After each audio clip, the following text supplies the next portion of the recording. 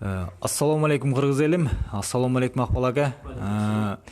Мен сизге бүгүн 3 суроо берейин кыска. Ошолорго тууралуу өзүңүздүн ой пикириңизди айтып өтсөңүз.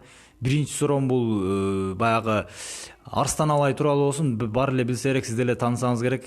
Садыр Жапаровго каршы чыккандар кырсыкка учурайт деп айтыптыр. Ошол тууралуу айтып өтсөңүз, андан кийинкиси өзүңүз деле көрсөңүз керек, депутат Надира Нарматова деген айылдагы башка жерлердеги бош турган мечиттерди бала бакчага кылсак, бала бакчага берсек деп айтыптыр. Ошол тууралуу өзүңүздүн оюңузду айтасыз. Анан акыркы бүгүнкү жаңылыктардан бул президентибиз Садыр Нуркожоевич жашылдандыруу боюнча өзүнүн демилгесин көтөрүп чыккан, билсеңиз керек. Өзү көчөт отургузуп, талааларга чыгып, өзү ошондой иштерди кылып жүрөт. Анан өзү деги эле буга чейин ошондой нерселер болгонбу? Негизи ушул демилгеси туура деп ойлойсузбу? Себеби бул нерсени колдобой жүргөн дагы адамдар бар экен. Ошолорго дагы жаман комментарий жазып колдобогондор дагы бар экен. Ошолор тууралуу бир аз өзүңүздүн оюңузду айтып өтсөңүз. Рахмат. Бисмиллахир-рахманир-рахим. Сөзүмдү мээримдүү, ырайымдуу Аллахтын ысымы менен баштаймын. Саламым жалпы кыргыз элине, момун мусулман бир туугандарга, жети областта Дубанда жашап жаткан бир туугандарыбызга, чет мамлекетте жүргөн мекендештерибизге саламыбыз болгон болсун. Ассаламу алейкум, рахматуллахи ва баракатуху. Бир тууганым суроолорду аябай жакшы, так суроолорду, мындай көйгөйлүү суроолорду берип өттүң. Биринчисинде эле биз албетте мусулманбыз. Биздин Кудай бирөө эле, Алла бир гана жалгыз. Ал биздин көзүбүзгө көрүнбөйт. Ал бардан жок кылып, жоктон бар кыла алат. Ал түбөлүктүү зат. Ал карыбайт дагы, өзгөрүлбөйт дагы.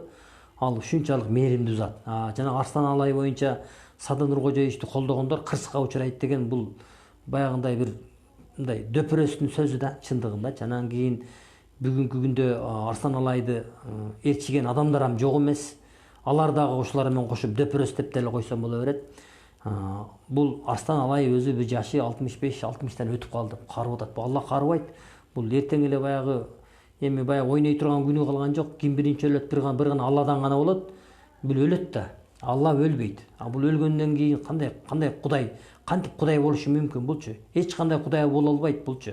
Кудай деп ушу Кудайга мен Кудаймын деген мына фараондорду дагы Алла Таалам бүгүнкү күндө жерге кабыл албай атат да. Ленин дагы мына Курандарды бекитип окуган үчүн мына Ленинди да бүгүнкү чейин ушул жерге Алла Таала кабыл кылбады да. Кыямат күнү да кабыл кылбайт буларды. Анан Садыр Нуркожоевичти колдогондор кырсыкка учурайт деген бул өзү кырсыкка учурайт да жакындачы. Кудайым буйрса өзүнө кырсык келет. Баягы бирөөгө көр кассаң өзүңү терең кылып касып, өзүң түшүп калышың мүмкүн дейт. Бул дөпөрөстүккө Арстан Алайга көңүл бурбай эле кое бергенибиз жакшы. Ал эми экинчи сурооң боюнча Надира Нарматова боюнча депутат экен бул. Мен бул аялды тааныбайт экенмин.